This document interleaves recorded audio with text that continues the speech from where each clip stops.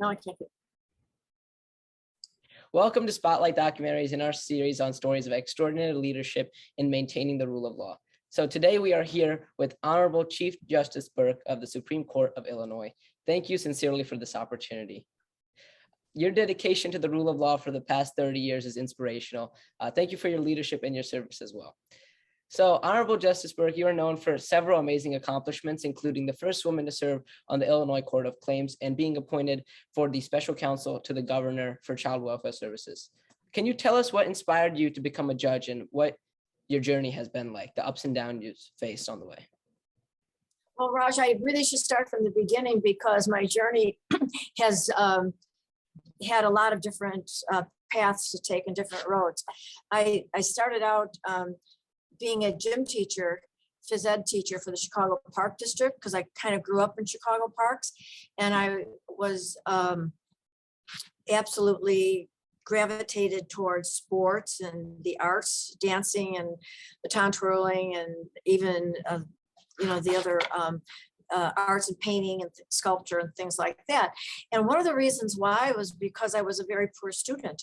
I really couldn't get anything more than a C in grammar school and high school. And I found out later in life that I was dyslexic, and I am dyslexic. So it was a natural attrition for me to gravitate toward things that, first of all, that I love to do, and second of all, that I could do, and I could accomplish things. So academics wasn't in my future. So like I said, I went to 1 year of college and dropped out. And I kept on working for the Park District and began working with children with learning differences. And that really became my passion. And my passion basically was just working with children, vulnerable people in our society, people with disabilities. And what happened was I got married and had children of my own. And my husband suggested that I go to college to get a degree because people would listen to what I had to say about vulnerable people. I mean, my credentials were lacking. So I did. I went back to school when I had 3 children and finished my college degree at DePaul University, then had another child. Then my husband suggested that I get my law degree. I'd be a better advocate for people with disabilities and who are vulnerable in society by getting a law degree. And I thought that sounded good, but going to school was not so good. Actually, I had a tutor all the way through law school and graduated and had a neighborhood law office. And basically my law practice was some criminal and an awful lot of juvenile cases. And I both abuse and neglect and people with disabilities. I never thought about being a judge. It never occurred to me because I was 40 years old when I graduated from law school. When I started law school, I had 4 children under 10. So it wasn't really in my mindset to start a career as a judge. I just wanted to practice law, and that was my passion, and work with children. But as time went on, Governor Thompson appointed me to be the first woman on the Court of Claims. Now, the Court of Claims is a legislative court because the state has sovereign immunity and it cannot be sued except in some instances.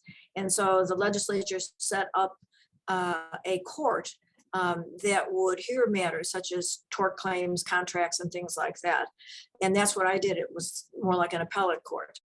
Well, I was still able to practice law. And then from there, I became Governor Edgar's Special Counsel on Child Welfare, which was my dream job because that's what I love doing, working with kids.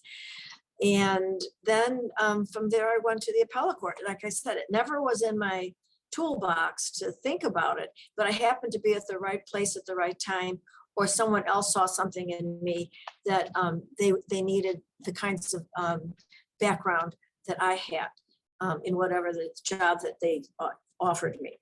So that's kind of a long answer to your question. How did I ever get to be a judge? And that's how I became a judge. That's truly inspirational journey. And you, as one of the key leaders of the judicial branch, can you share with us an accomplishment that you are most proud of? Oh, I can't say that there's one accomplishment. I mean, in fact, nobody really does anything on their own anyway.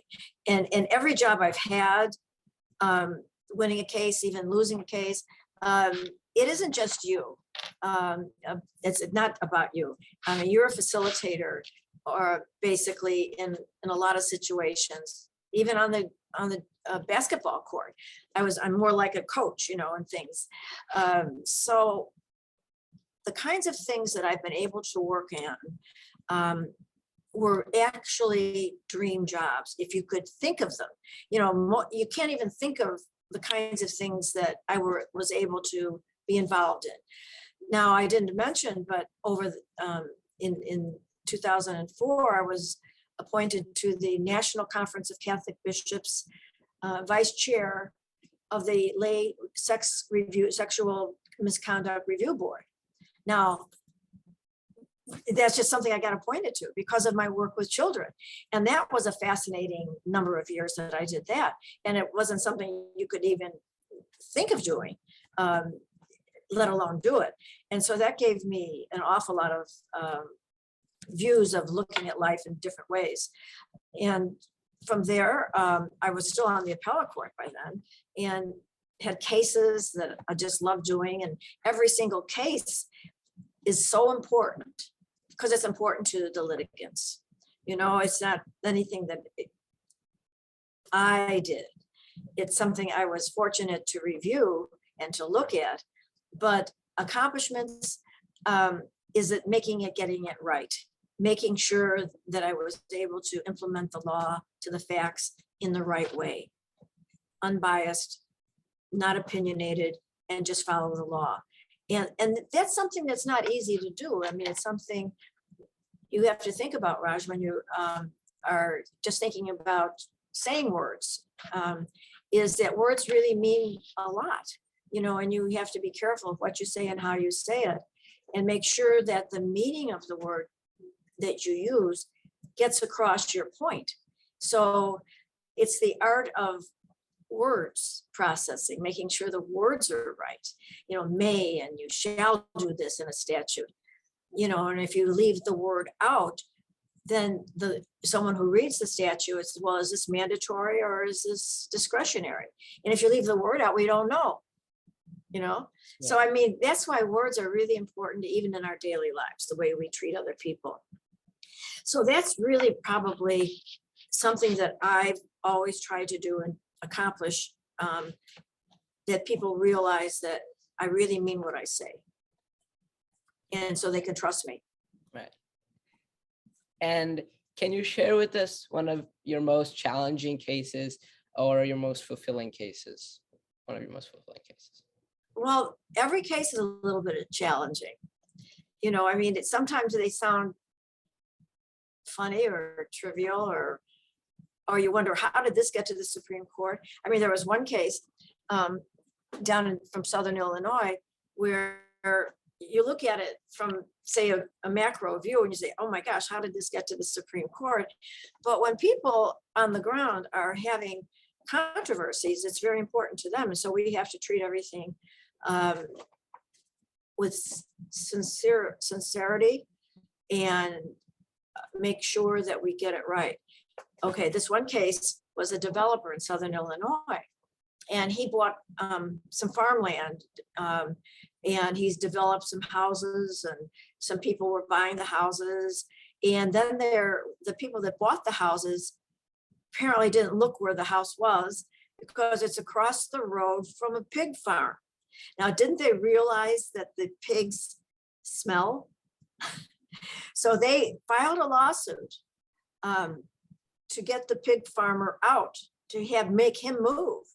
And of course, all the way up to the Supreme Court, the court said, buyer beware, you know, you have to know what you're buying. And if you build a house and buy a house across from the pig farm, you're going to have flies and it's going to smell. So, you know, that was a very interesting case. You know, something that I never even thought about, being from urban Chicago. But there's all kinds of cases all around the state of Illinois and in our country that, you know, over the fence arguing, my dog did this, your dog did that, all kinds of things that really are meaningful to the people who brings the case. So as judges, we have to take everything very seriously. And then of course there's some very, very, very difficult cases and very intricate cases that you need a lot of help with, actually, and listen to expert witnesses, on financial matters and with. So I think everyone that's I've had, in fact, we're going into September term in a few weeks, and we'll have 24 cases. And each one of those cases, as we read them and do some research on them before oral arguments, makes you really think. It's like reading a novel and what people do to each other. And it's fascinating. It's wonderful work, the law. Yeah. And that case is definitely one of the more interesting cases that I've heard of. And what is one of the toughest decisions that you have made as Chief Justice, and how did you navigate that challenge?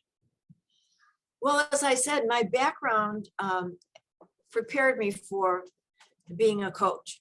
So as Chief Justice, I find myself doing exactly what I did in the park. It's like basketball. I could do the layup, but I need somebody skilled in doing the free throw. So I surrounded myself with very good people, the administrative office, my law clerks, my assistant, and my colleagues in fulfilling the obligations of Chief Justice. We all did it together. I only have one vote, and it's getting people together to understand and provide expertise from others who are knowledgeable so we can get our work done. So the hardest part is just that, making sure that we see where the problems are around the state. And quite frankly, COVID did give us that opportunity. It was very interesting how COVID became the silver lining for the judicial system in the judicial branch in Illinois, because we're a huge bureaucracy. There's 102 counties. There's over 1,000 judges at every level. And there's a lot of self-represented individuals. There's all kinds of issues. And we needed to change on a dime to electronics. And a lot of people who've been in the system a long time really weren't versed in Zoom calling. I had to be trained and using electronics and just doing systems differently. Zoom, bond hearings and all of our meetings, not the court. We meet in person in Springfield by Constitution, 5 terms a year in January, March, May, September, and November. And we were there for 2 to 3 weeks. We only did one by Zoom, and that was the first year that we had a really bad Zoom. We had a really bad COVID outbreak. So we did ours by Zoom. But after that, we took great precautions. And if the lawyers didn't want to come down, then they could come in by Zoom. And we still do that.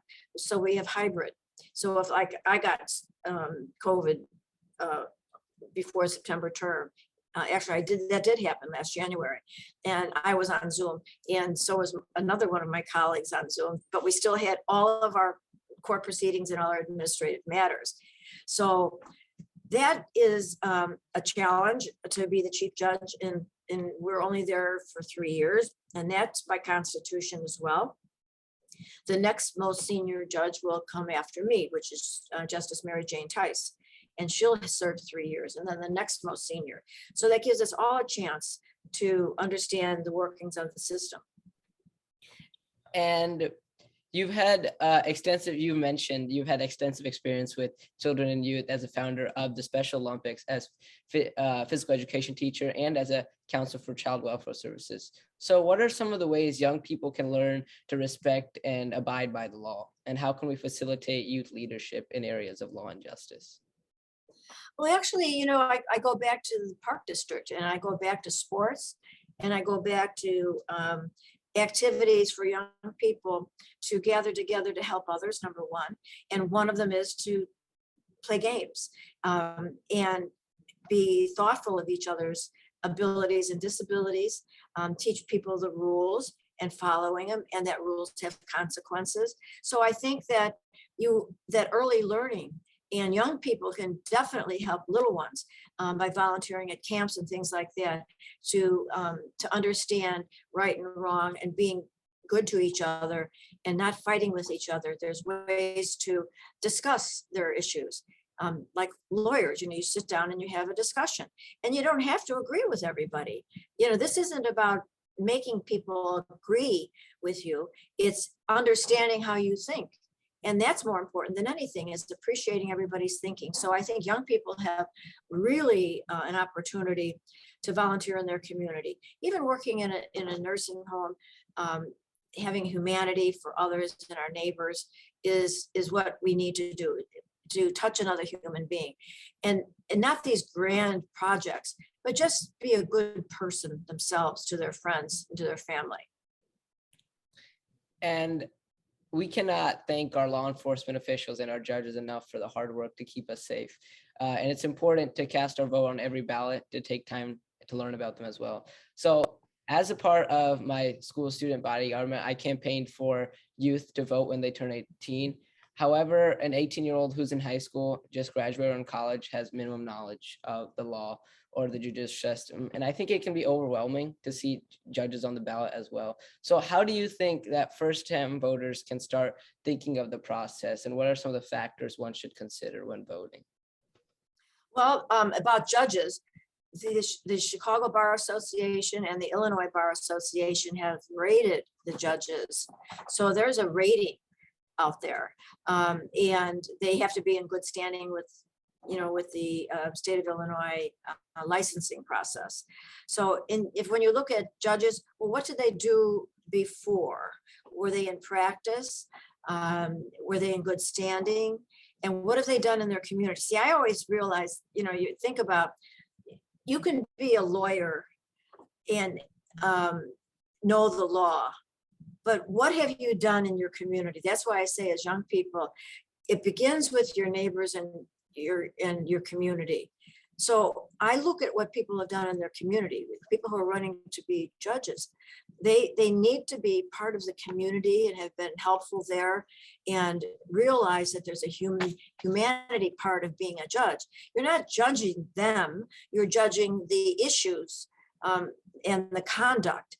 And you really need to find good people who have had a good track record of caring about others. So I always look at the right-hand side of the application, but the bar associations have rated the judges. And it's not just about knowing the law. I mean, like I say, you assume if they're a licensed lawyer that they can read and they'll know the law, because you can't remember everything. You have the statutes changes. What you want to know is this other part of them, the human part of them. And that's what I would look for.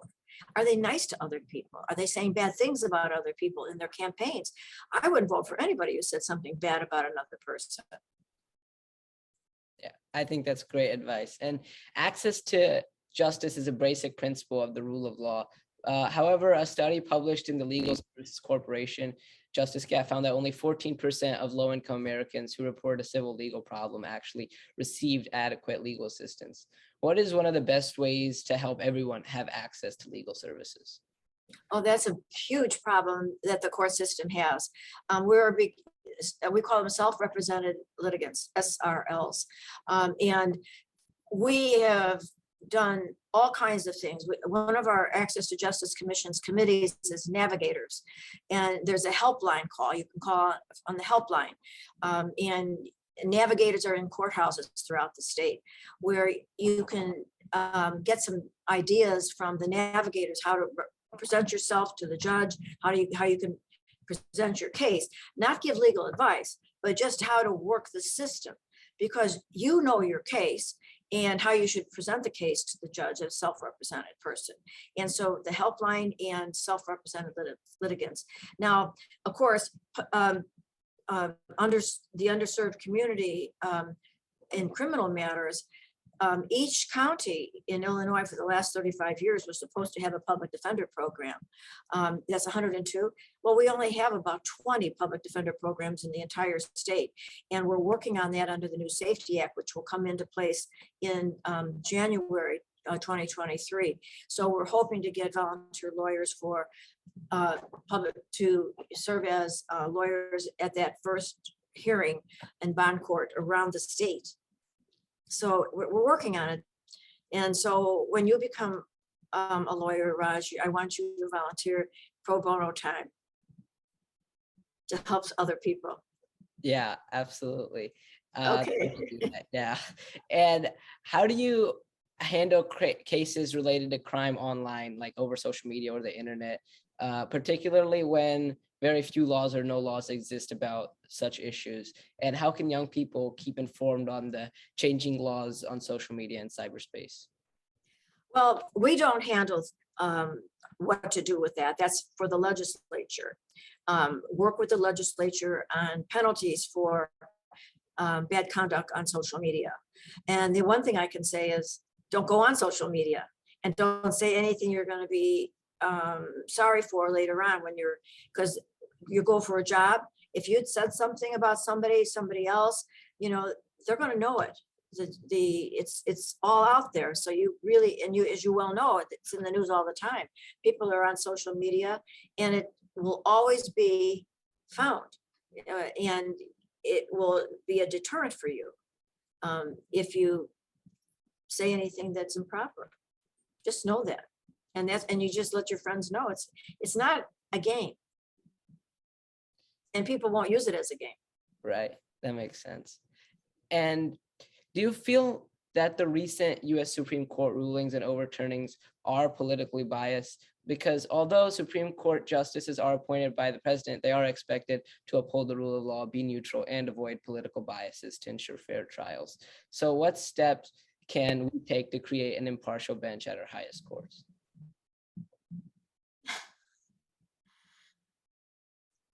That's an outstanding question. And if I knew the answer, I could say something. It's something that state court judges are expected to abide by. And on the back wall of the Supreme Court in Springfield and here in Chicago is a Latin term, audi alterum partem. And it reminds the justices and all of us to hear the other side. And every time we take a case, every time we have people before us, there's two sides and you're not in it. You're not on either side. And you have to remember, it's the two sides we have to listen to. So every time we come on the bench, every time we have a case in front of us, it's not about us. It's about the law and these two sides. And when we don't trust that of the person deciding the case, then we lose our democracy. We lose our trust in the court system. And so I keep on saying to our judges around the state, the other side is the other side, and you're not in it. You are to tell people what the law is, who violated it. And it's not easy to do when you are trained as an advocate for something. You have to put on your robes and not be for anything except the law. So on our highest court, the same should hold true. But they have lifetime appointments. If I should decide to run again, and you were someone who wanted to run against me, you would go through all my cases, or you would go through everything and to see where it looked like I was being biased. And you would I wouldn't win. I mean, you would tell everybody that you can't trust her because she's biased. And that's not a good thing. You want to become before a judge that is not biased. And in terms of the United States Supreme Court, I think they lost a lot of that reputation. And I don't know what to do about it. Well, these have been wonderful answers. Thank you so much for your time, Chief Justice Burke. Oh, you're welcome, Raj.